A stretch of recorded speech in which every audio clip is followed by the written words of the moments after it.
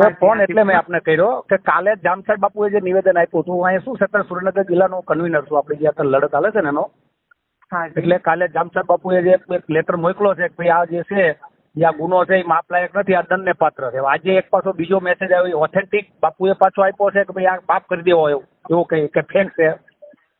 જી આપનો ફોન રેકોર્ડિંગમાં છે પણ છતાં વાત તો સ્ટેટ બાપુ સાહેબ ને કહો કે ભાઈ આપનો આજે અત્યારે ભૂલકો છે કે ભાઈ ના બાપુએ આજે એવું નિવેદન આપ્યું છે કે ના જે છે ને પરસોત્તમભાઈ ને માફ કરી દેવા છે, એવું બાપુના નામે એક ફરે છે. એટલે ઓરિજિનલ સિમ્બોલ છે, કારણ કે અમારે પછી આ લડત સમિતિ તમને શું છે મેસેજ મૂકવાની ખબર પડે.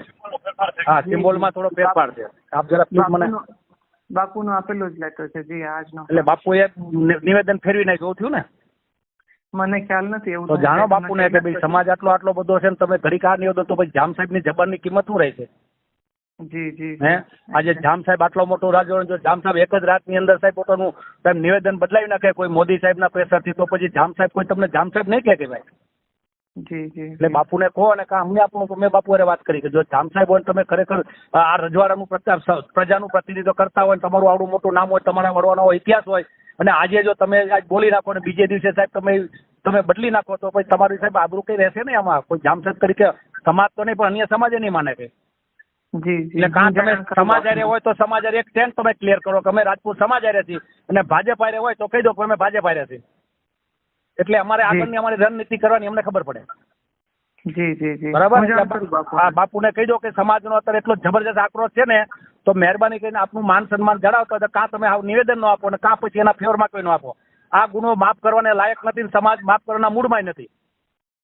જો તમને કોને કે લાલ બાપુ જેવાને જો આટલા સંત પુરુષને જો સમાજે મેસેજ આપી દીધા હોય કે ભાઈ બાપુ આપને પગે લાગી છે, આમાં કાં તમે એની પાસે રદ કરાવો એનું આંદોલન, કાં પછી તમે આમાં ન આપો, અમારે આપને ના પડીને અમારું તમારું ખરાબ લાગે ન કરતા. તો બાપુ એમ કહી દીધું કે ભાઈ વાંધો નહીં, તમે જે સમાજ છે ફાઇનલ.